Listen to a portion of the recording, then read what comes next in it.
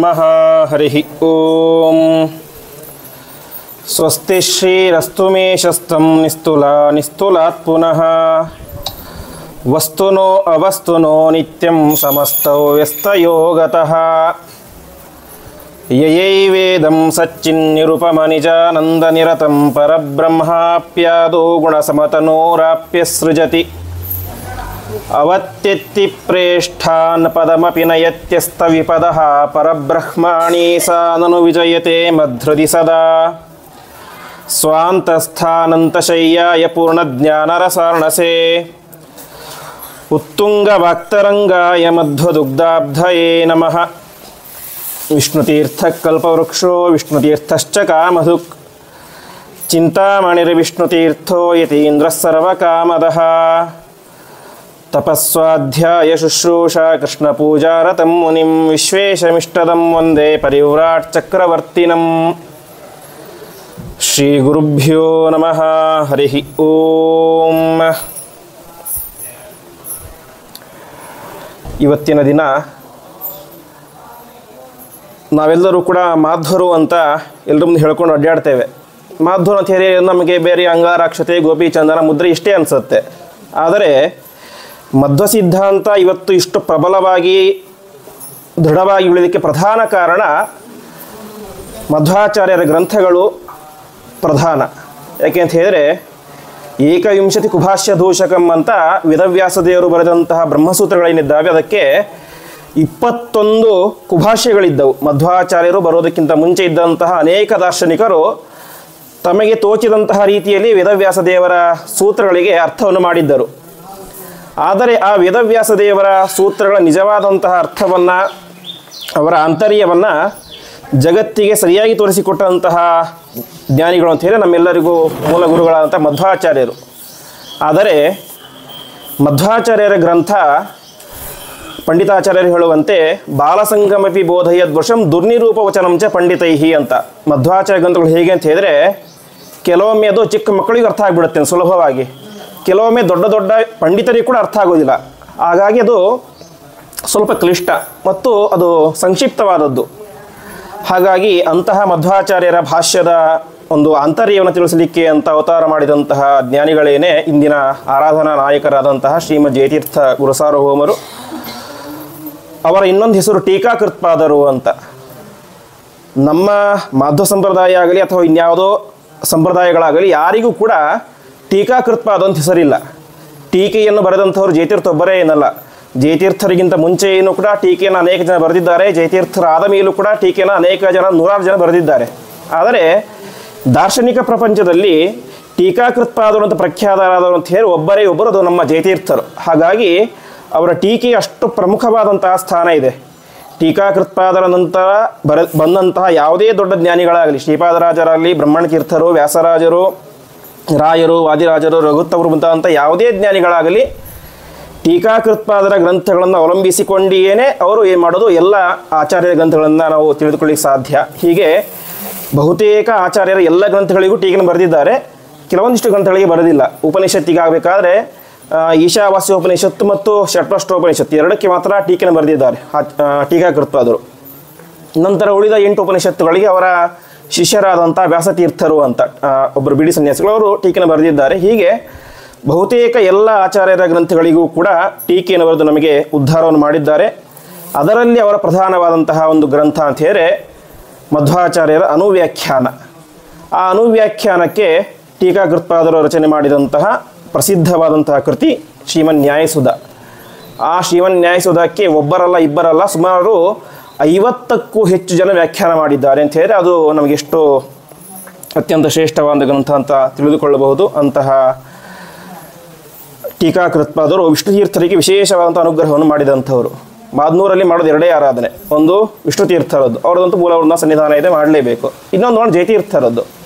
ಅವರದ್ದು ಯಾಕೆ ಅಂತ ಅನೇಕ ಜನಕ್ಕೆ ಗೊತ್ತಿರಲಿಕ್ಕಿಲ್ಲ. ಏನೋ ದೊಡ್ಡವರು ಒಂದು ಮಾಡ್ಕೊಂಡ್ಬಂದಿದ್ದೀವಿ, ದೊಡ್ಡವರು ಅವಶ್ಯವಾಗಿ, ಅದರಲ್ಲಿ ಏನು ವಿವಾದನೆ ಇಲ್ಲ. ಸಮಸ್ತ ಮಾಧ್ವ ಪ್ರಪಂಚಕ್ಕೆ ಅತ್ಯಂತ ಎತ್ತರದ ಸ್ಥಾನದಲ್ಲಿ ಇರುವಂಥವರು ಟೀಕಾಕೃತ್ಪಾದರು.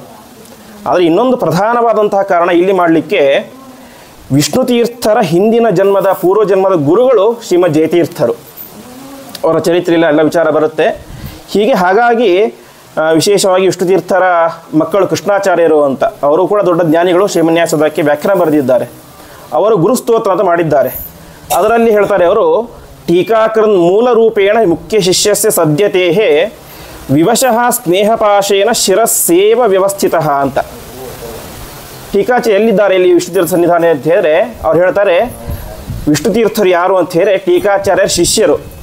ಬರೀ ಶಿಷ್ಯರು ಅಂತ ಹೇಳಿದ್ರೆ ಟೀಕಾಚಾರ್ಯ ಎಷ್ಟು ಜನ ಶಿಷ್ಯರಿದ್ದರು? 1000 ಜನ ಇದ್ದರು. ಇವರು 1000 ಜನರಲ್ಲಿ ಒಬ್ಬರ ಅಂತ ಕೇಳಿದ್ರೆ ಎಲ್ಲ ಹೇಳ್ತಾರೆ ಮುಖ್ಯ ಶಿಷ್ಯಸ್ಯ ಅಂತ ಹೇಳ್ತಾರೆ. ಟೀಕಾಚಾರ್ಯರ ಮುಖ್ಯ ಶಿಷ್ಯರು ವಿಷ್ಣುತೀರ್ಥರು. ಹಾಗಾಗಿ ಅವರ ಮೇಲಿನ ಅತಿಯಾದಂತಹ ಪ್ರೀತಿಯಿಂದಾಗಿ ಸ್ನೇಹದಿಂದಾಗಿ ಟೀಕಾಕೃತ್ತಾದರು ತಾವೇನು ಮಾಡಿದರು, ವಿಷ್ಣುತೀರ್ಥರ ತಲೆಯ ಮೇಲೆ ಸರ್ಪರೂಪದಿಂದಾಗಿ ಶಿರಸ್ಸೇವ ವ್ಯವಸ್ಥಿತ ಅಂತ ಹೇಳ್ತಾರೆ. ಸರ್ಪರೂಪದಿಂದಾಗಿ ವಿಷ್ಣುತೀರ್ಥ ಸನ್ನಿಧಾನ ಇವತ್ತಿಗೂ ಕೂಡ ಜಾಗೃತವಾಗಿದ್ದಾರೆ. ಹಾಗಾಗಿ ಇಲ್ಲಿ ಮಾಧವನ ಕ್ಷೇತ್ರದಲ್ಲಿ ವಿಷ್ಣುತೀರ್ಥರ ಆರಾಧನೆ ಜೊತೆಗೆ ಜಯತೀರ್ಥರ ಆರಾಧನೆ ಕೂಡ ಮಾಡೋದಂಥ ಸಂಪ್ರದಾಯ ಬಂದಿದೆ. ಆ ನಿಟ್ಟಿನಲ್ಲಿ ಇಂದು ಆ ಜಯತೀರ್ಥರ ಆರಾಧನೆ ನಡೀತಾ ಇದೆ. ಗೀತೆಯಲ್ಲಿ ಪರಮಾತ್ಮ ಹೇಳುವಂತೆ ಸರ್ವಂ ಕರ್ಮಾಖಿಲಂ ಪಾರ್ಥ ಜ್ಞಾನೇ ಪರಿಸಮಾಪ್ಯತೆ ಅಂತ. ನಾವು ಎಂತಹ ದೊಡ್ಡ ವೈಭವದಿಂದಾಗಿ ಅದು ಮಾಡಿ ಎಲ್ಲ ಮಾಡಿದರೂ ಕೂಡ ಜಯತೀರ್ಥರಿಗೆ, ವಿಷ್ಣುತೀರ್ಥರಿಗೆ, ಮಧ್ವಾಚಾರ್ಯರಿಗೆ ಪರಮಾತ್ಮನ ತೃಪ್ತಿಯಾಗಿದೆ ಯಾವುದರಿಂದ ಅಂತ ಹೇಳಿದ್ರೆ ಜ್ಞಾನ ಕಾರ್ಯದಿಂದಾಗಿ. ಹಾಗಾಗಿ ಕೆಲವೊಂದಿಷ್ಟು ನಿಮಿಷಗಳ ಕಾಲ ಆ ಜಯತೀರ್ಥರ ಮಹಿಮೆ ಅದೇವರು ಪ್ರತಿಯೊಬ್ಬರಿಗೆ ಗೊತ್ತೇ ಇದೆ, ಅನೇಕ ಸಲ ಕೇಳಿರ್ತೀವಿ. ಆದರೆ ಅದಕ್ಕಿಂತ ವಿಶೇಷವಾಗಿ ವಿಷ್ಣುತೀರ್ಥರ ಜೀವನದಲ್ಲಿ ಯಾವ ರೀತಿಯಾಗಿ ಜಯತೀರ್ಥರ ಹಾಸುಹೊಕ್ಕು ಹಾಕಿದರು ಎನ್ನುವಂಥ ಒಂದು ವಿಚಾರವನ್ನು ನೋಡೋಣ. ನಮಗೆಲ್ಲ ಗೊತ್ತೇ ಇರುವಂತೆ ಟೀಕಾಕೃತ್ಪಾದರು ಅವರೇನು ಬಾಲ್ಯದಿಂದಾಗಿ ಚೆನ್ನಾಗಿ ಅಧ್ಯಯನವನ್ನು ಮಾಡಿ ಒಳ್ಳೆಯ ಎಲ್ಲ ಅಧ್ಯಯನ ಮಾಡಿ ಗ್ರಂಥಗಳ ಅಧ್ಯಯನ ಮಾಡಿ ಗುರುಗಳ ಹತ್ರ ಸೇವೆ ಮಾಡಿದಂತಹ ವ್ಯಕ್ತಿಗಳೇನಲ್ಲ ಅವರು. ಅವರೊಬ್ಬ ಸೈನಿಕರ ಮನೆತನಕ್ಕೆ ಸೇರಿದಂತಹ ವ್ಯಕ್ತಿಗಳು, ದೋಂಡೋಪಂತರು ಅಂತ. ದೋಂಡ ಅಂತ ಹೇಳಿದ್ರೆ ಮರಾಠಿಯಲ್ಲಿ ಕಲ್ಲು ಅಂತ. ಒಳ್ಳೆ ಪರಾಕ್ರಮಶಾಲಿಯಾಗಿದ್ದರು ಇವರು. ಹಾಗಾಗಿ ದೋಂಡೋಪಂತ ಕರೀತಾ ಇದ್ದರು. ಒಳ್ಳೆ ಕುದುರೆ ಸವಾರ, ಒಳ್ಳೆ ಬಿಲ್ವಿದ್ಯೆ, ಕುಸ್ತಿ, ಕತ್ತಿ ಅದರಲ್ಲೆಲ್ಲ ಒಳ್ಳೆ ಪಾರಂಗತನಾದಂತಹ, ಒಂಥರ ಹೇಳಬೇಕಾದ್ರೆ ಶಾಸ್ತ್ರದ ಸ್ಪರ್ಶವೇ ಇಲ್ಲದೆ ಬೆಳೆದಂಥ ಒಬ್ಬ ಮಹಾ ಪರಾಕ್ರಮಿ ಅದು ಜಯತೀರ್ಥರು, ಅರ್ಥಾತ್ ದೋಂಡೋಪಂತ ಪೂರ್ವಾಶ್ರಮದಲ್ಲಿ. ಈ ರೀತಿ ಇರಬೇಕಾದ್ರೆ ಮಧ್ವಾಚಾರ್ಯರ ಪರಂಪರೆಯಲ್ಲಿ ಬಂದಂಥ ಅಕ್ಷೋಭ್ಯ ತೀರ್ಥರು ಆಗ ಪಟ್ಟವನ್ನು ಆಳ್ತಾ ಇದ್ದರು. ಅವರಿಗೂ ವಯಸ್ಸು ಆಗ್ತಾ ಬಂತು. ಮುಂದೆ ನನ್ನ ಇದನ್ನು ಆಶ್ರಮವನ್ನು ಯಾರಿಗೆ ಕೊಡಬೇಕು ಅಂತ ಚಿಂತೆ ಮಾಡ್ತಾ ಇರ್ತಾರೆ. ಆವಾಗ ಪರಮಾತ್ಮ ಬಂದು ಹೇಳ್ತಾನೆ, ನಾಳೆಯ ದಿನ ನೀವು ಒಂದು ಕಡೆ ಹೋಗಿ ಜಪ ಮಾಡ್ತಾ ಇರ್ತೀರಿ ನದಿ ತೀರದಲ್ಲಿ. ಅಲ್ಲಿ ಒಬ್ಬ ಒಳ್ಳೆ ಬಲಿಷ್ಠನಾದ ಕಟ್ಟುಮಸ್ತಾದ ಯುವಕ ಬರ್ತಾನೆ. ಯುವಕ ಬಂದು ಏನು ಮಾಡ್ತಾನೆ, ಕುದುರೆ ಮೇಲೆ ಬರ್ತಾನೆ. ಒಳ್ಳೆ ನೀರಡಿಕೆ ಆಗಿರುತ್ತೆ ಅವನಿಗೆ.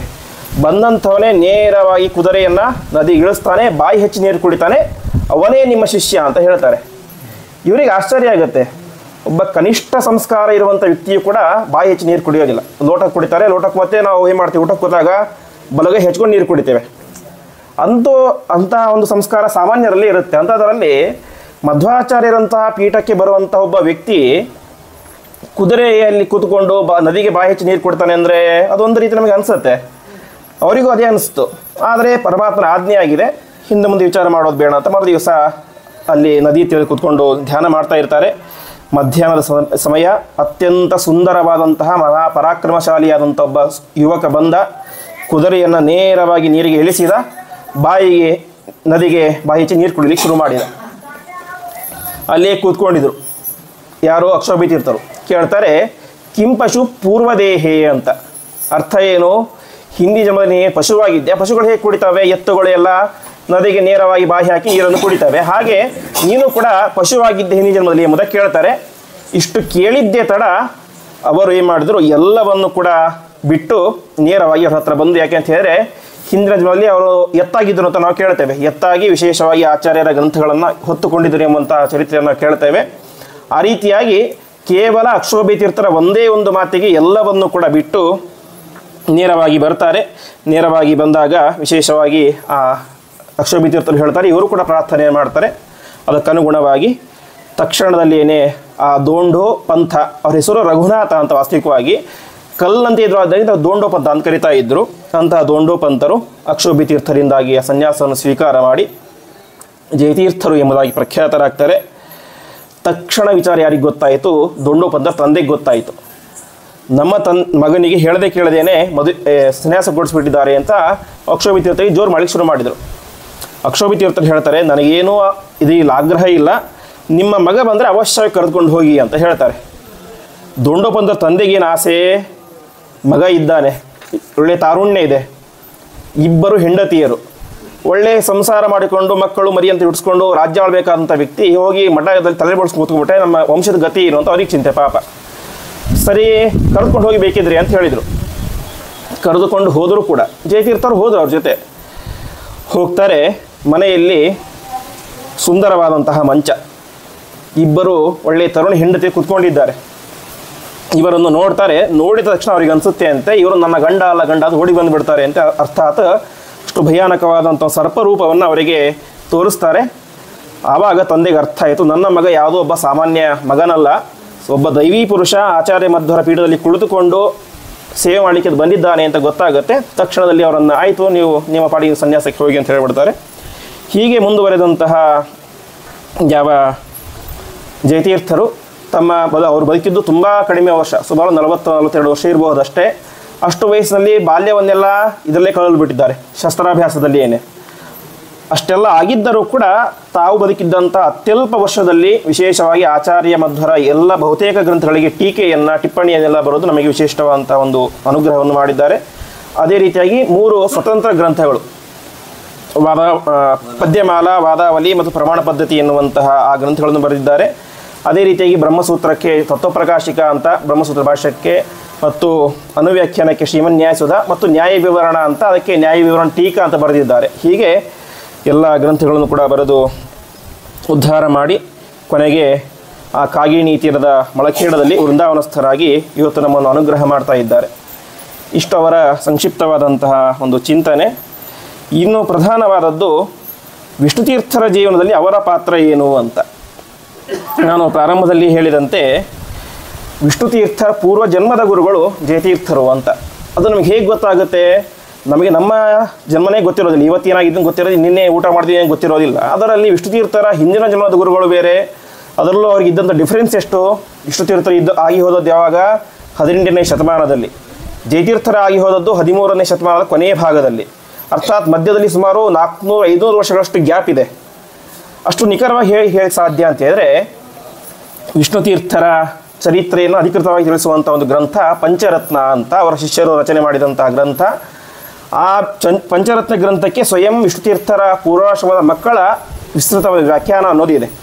ಹಾಗಾಗಿ ಅದರಲ್ಲಿ ನಮಗೆ ಸ್ಪಷ್ಟವಾಗಿ ಗೊತ್ತಾಗುತ್ತೆ ವಿಷ್ಣುತೀರ್ಥರ ತಾತಂದಿರು ತಿರುಮಲಾಚಾರ್ಯರು ಅಂತ. ಅವರನ್ನು ಚವನ ಋಷಿಗಳ ಅಂಶ ಅಂತ ನಮಗೆ ಜ್ಞಾನಿಗಳು ತಿಳಿಸ್ತಾರೆ. ಅವರು ಒಂದು ಸಲ ಮಲಗಿದಾಗ ಸ್ವಪ್ನದಲ್ಲಿ ಅವರಿಗೊಂದು ವಿಶಿಷ್ಟವಾದಂಥ ಒಂದು ಸನ್ನಿವೇಶ ಕಾಣಿಸುತ್ತೆ. ಟೀಕಾಚಾರ್ಯರು ತಮ್ಮ ಅನೇಕ ಜನ ಶಿಷ್ಯರಿಗೆ ಪಾಠ ಮಾಡ್ತಾ ಇರ್ತಾರೆ. ಪಾಠ ಮಾಡೋಕ್ಕಾದರೆ ಅವರಲ್ಲಿ ಒಬ್ಬರ ಶಿಷ್ಯರನ್ನು ಎಬ್ಬಿಸ್ತಾರೆ ಅಂತೆ.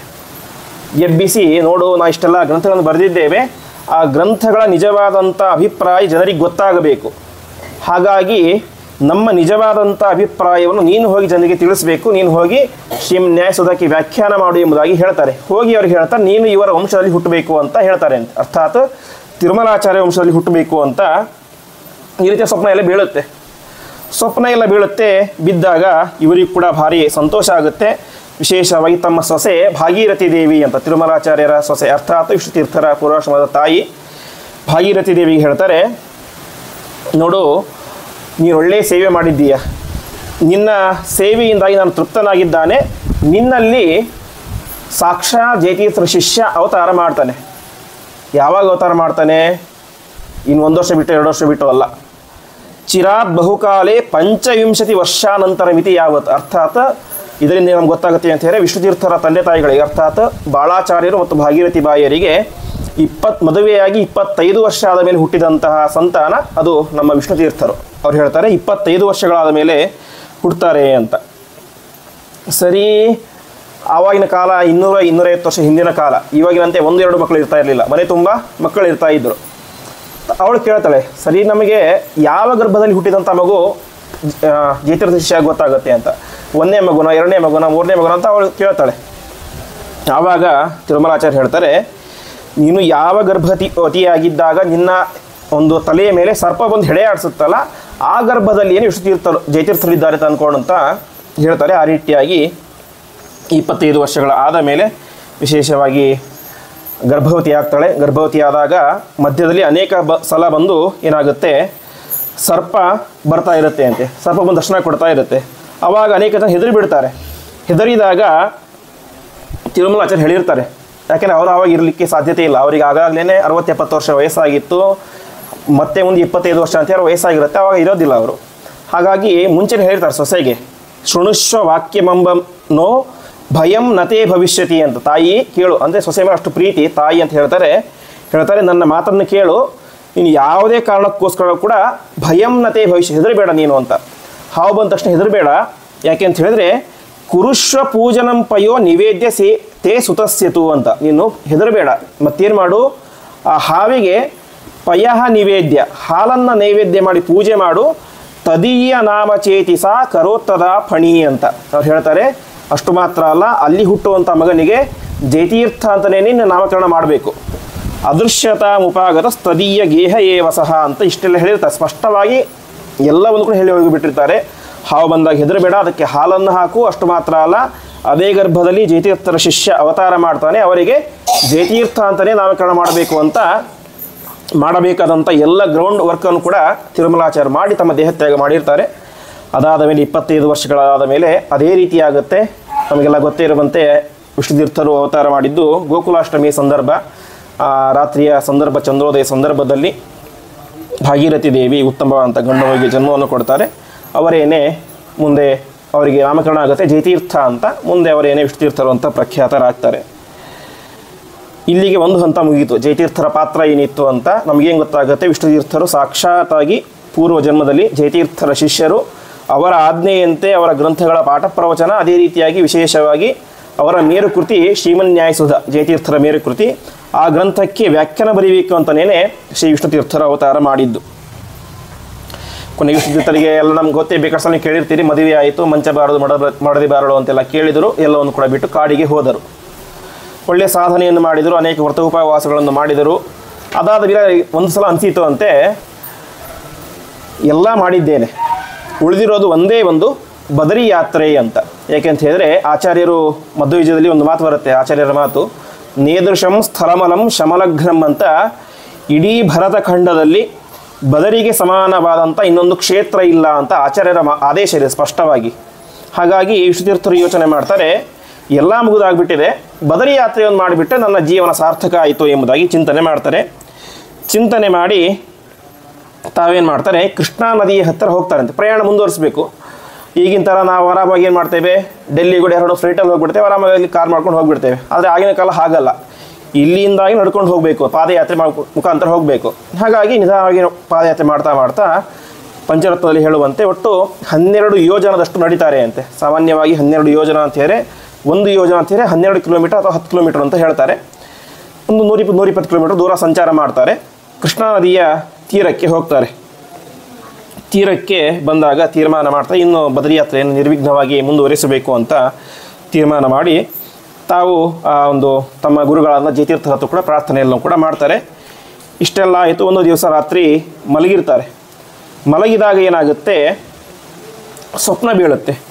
ಸ್ವಪ್ನ ಬಂದಾಗ ಒಬ್ಬ ರಾಜನ ವೇಷದಲ್ಲಿ ಜಯತೀರ್ಥರು ಬರ್ತಾರೆ ಅಂತೆ. ಸುಮಾರು ಈ ಸಂದರ್ಭದಲ್ಲಿ ವಿಷ್ಣುತೀರ್ಥರಿಗೆ 4-5 ಸ್ವಪ್ನಗಳು ಬೀಳ್ತವೆ. ಅದರಲ್ಲಿ ಒಂದು ಸಲ ಜಯತೀರ್ಥರು ರಾಜನ ವೇಷದಲ್ಲಿ ಬಂದಿರ್ತಾರೆ, ಇನ್ನೊಂದು ಸಲ ಯತಿಯ ವೇಷದಿಂದ, ಹೀಗೆ ಅನೇಕ ರೂಪಗಳಲ್ಲಿ ಬರ್ತಾರೆ.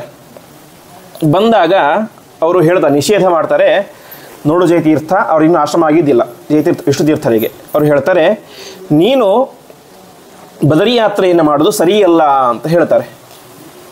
ವಿಷ್ಣುತೀರ್ಥರಿಗೆ ತುಂಬ ಆಶ್ಚರ್ಯ ಆಗಿಬಿಡುತ್ತೆ. ಎಲ್ಲರೂ ಕೂಡ ಏನು ಮಾಡ್ತಾರೆ, ಯಾತ್ರೆ ಮಾಡು, ತೀರ್ಥಯಾತ್ರೆ ಮಾಡು, ಸ್ನಾನ ಮಾಡು, ಅಲ್ಲಿ ಹೋಗಿ ಶ್ರಾದ್ದಾದಿಗಳು ಮಾಡು ಅಂತ ಹೇಳ್ತಾರೆ. ಈ ನಮ್ಮ ಗುರುಗಳು ನೋಡಿದ್ರೆ ಬದರಿ ಯಾತ್ರೆ ಮಾಡಬೇಡ ಅಂತ ಹೇಳ್ತಾರೆ. ಯಾಕೆ ಅಂತ ಅವರಿಗೆ ಮೊದಲನೇ ಸ್ವಪ್ನದಲ್ಲಿ ಅರ್ಥ ಆಗೋದಿಲ್ಲ. ಸ್ವಪ್ನ ಅಷ್ಟೇ ಬಿದ್ದದ್ದು, ಬದರಿ ಯಾತ್ರೆ ಮಾಡಬೇಡ. ಇವರಿಗೆ ತುಂಬ ಚಿಂತೆ ಆಯಿತು. ಮಧ್ವಾಚಾರ್ಯರು ನೋಡಿದರೆ ಬದರಿ ಯಾತ್ರೆ ಎಂಬುದು ಅತ್ಯಂತ ಶ್ರೇಷ್ಠವಾದದ್ದು. ನೇದೃಶಂ ಸ್ಥಳಮಲಂ ಶಮಗ್ನಂ ನಾಸ್ಯ ತೀರ್ಥ ಸಲೀಲಸ್ಯ ಸಮಂವಾಹ ಅಂತ. ಅಲ್ಲಿ ಹರಿಯುವಂಥ ಅಲಕನಂದ ನದಿ ಜಗತ್ತಿನಲ್ಲಿಯೇ ಅತ್ಯಂತ ಪವಿತ್ರವಾದಂತಹ ನದಿ, ಅದಕ್ಕಿಂತ ಶ್ರೇಷ್ಠ ನದಿ ಇನ್ನೊಂದು ಇಲ್ಲ ಅಂತ ಹೇಳಿದ್ದಾರೆ. ನನಗೆ ನೋಡಿದರೆ ನಮ್ಮ ಗುರುಗಳು ಅಲ್ಲಿ ಹೋಲಿಕೆ ಆದ್ಯತೆ ಕೊಡ್ತಾ ಇಲ್ಲ ಅಂತ ಅವರಿಗೆ ಆಶ್ಚರ್ಯ ಆಗುತ್ತೆ. ಇಷ್ಟಾಯಿತು. ಮತ್ತೆ ಅವರಿಗೆ ಚಿಂತೆ ಶುರುವಾಯಿತು. ಏನು ಮಾಡೋದು, ಹೋಗಬೇಕಾ ಬೇಡ, ಹೋದರೆ ಗುರುಗಳ ಮಾತನ್ನು ಧಿಕ್ಕಾರ ಮಾಡಿದಂತ ಆಗುತ್ತೆ, ಹೋಗದೆ ಹೋದರೆ ಬದರಿನಾರಾಯಣ ದರ್ಶನ ಆಗೋದಿಲ್ಲ, ಏನು ಮಾಡಬೇಕು ಅಂತ ಚಿಂತೆ ಆಗುತ್ತೆ ಅವರಿಗೆ. ಮತ್ತೆ ಸ್ವಪ್ನದಲ್ಲಿ ಜಯತೀರ್ಥರು ಬರ್ತಾರೆ. ಸ್ವಲ್ಪ ದಿವಸ ಆದಮೇಲೆ ಅವರು ಬಂದು ಆವಾಗ ಉಪದೇಶ ಮಾಡಲಿಕ್ಕೆ ಶುರು ಮಾಡ್ತಾರೆ. ನೋಡು ಜಯತೀರ್ಥ, ಸಾಧಕರು ಒಂದೇ ರೀತಿ ಇರೋದಿಲ್ಲ, ಸಾಧಕರಲ್ಲಿ 2 ರೀತಿ ಸಾಧಕರು ಇರ್ತಾರೆ ಅಂತ ಹೇಳ್ತಾರೆ. ಎಂಥವರು? ಕೆಲವರು ಮುಖ್ಯ ಸಾಧಕರು ಅಂತ, ಇನ್ನು ಕೆಲವರು ಅಮುಖ್ಯ ಸಾಧಕರು ಅಂತ 2 ರೀತಿಯಾಗಿ ವರ್ಗಗಳಿರ್ತವೆ.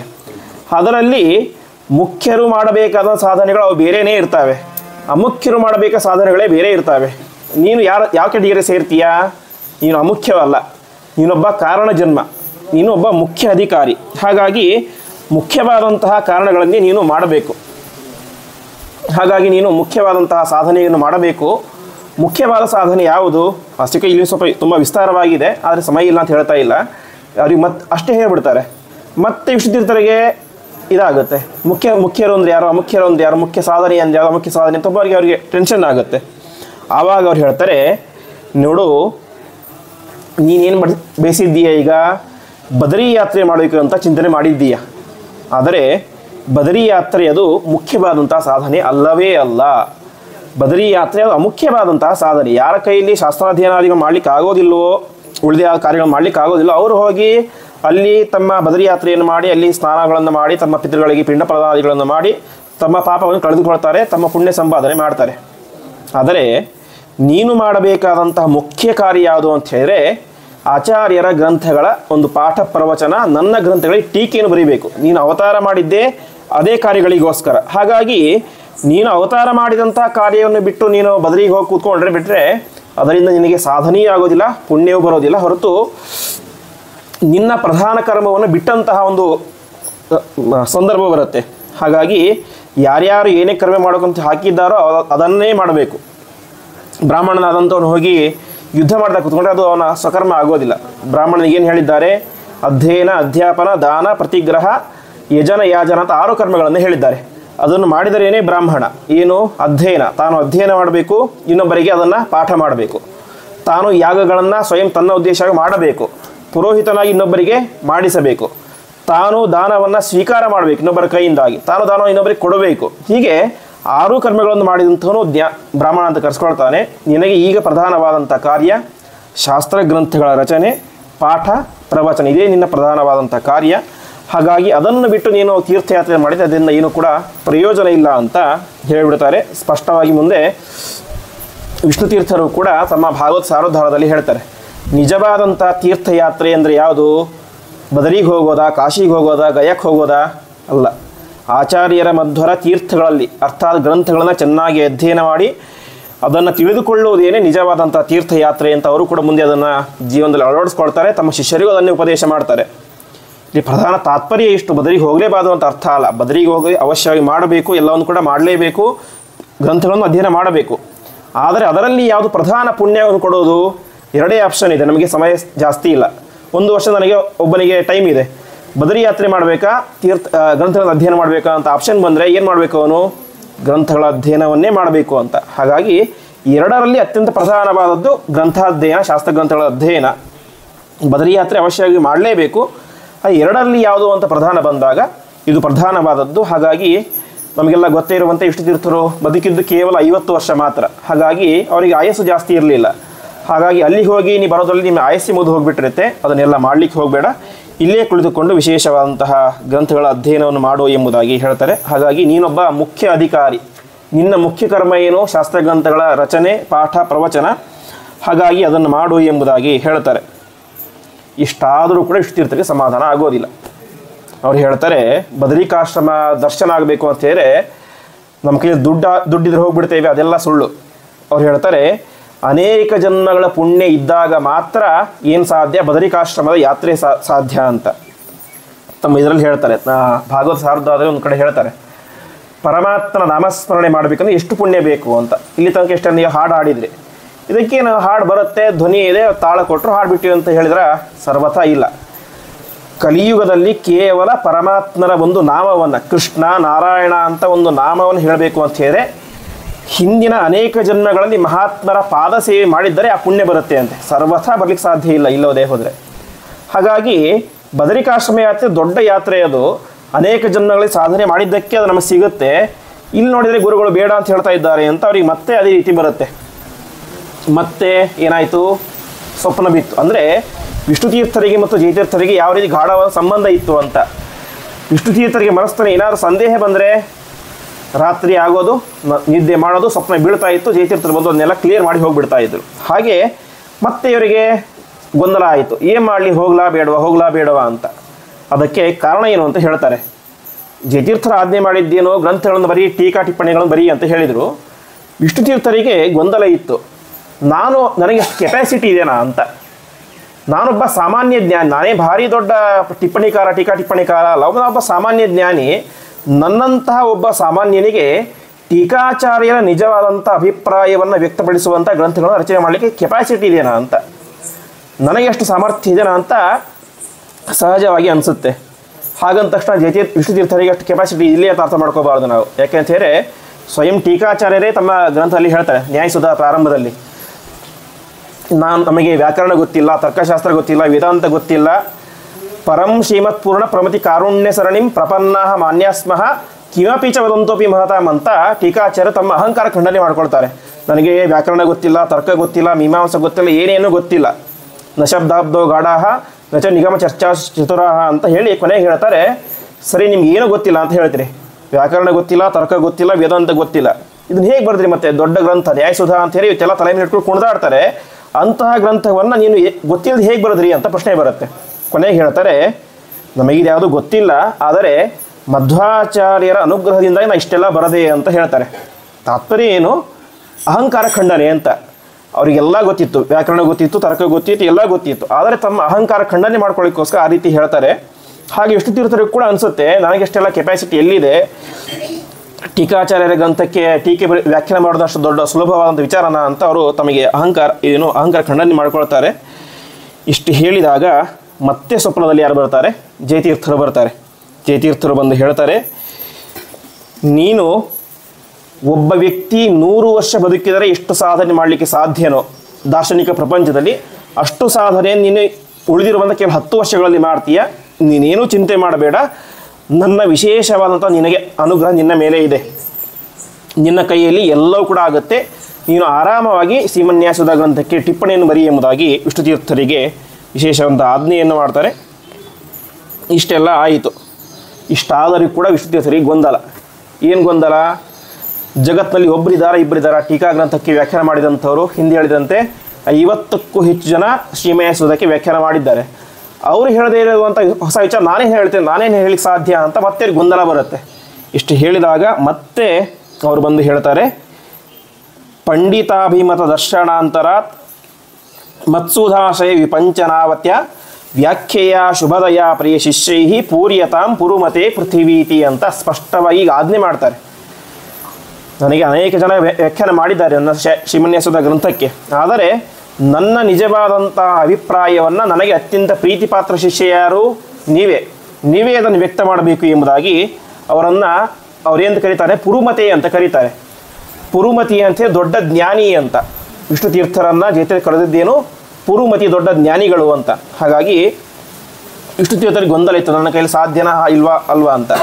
ಹೀಗೆ ಸ್ಪಷ್ಟವಾಗಿ ಜಯತೀರ್ಥರು ಹೇಳ್ತಾರೆ, ನೀನೊಬ್ಬ ದೊಡ್ಡ ಜ್ಞಾನಿಯಾಗಿದ್ದೀರಾ, ನನ್ನ ಅನುಗ್ರಹ ಇರುತ್ತೆ, ನೀವೇನೂ ಚಿಂತೆ ಮಾಡಬೇಡಿ, ಅವಶ್ಯವಾಗಿ ಶ್ರೀಮನ್ಯಾಸುಧಾಕ್ಕೆ ವ್ಯಾಖ್ಯಾನ ಮಾಡಿ ಅಂತ ಆ ಸ್ವಪ್ನದಲ್ಲಿ ಬಂದು ಹೇಳ್ತಾರೆ.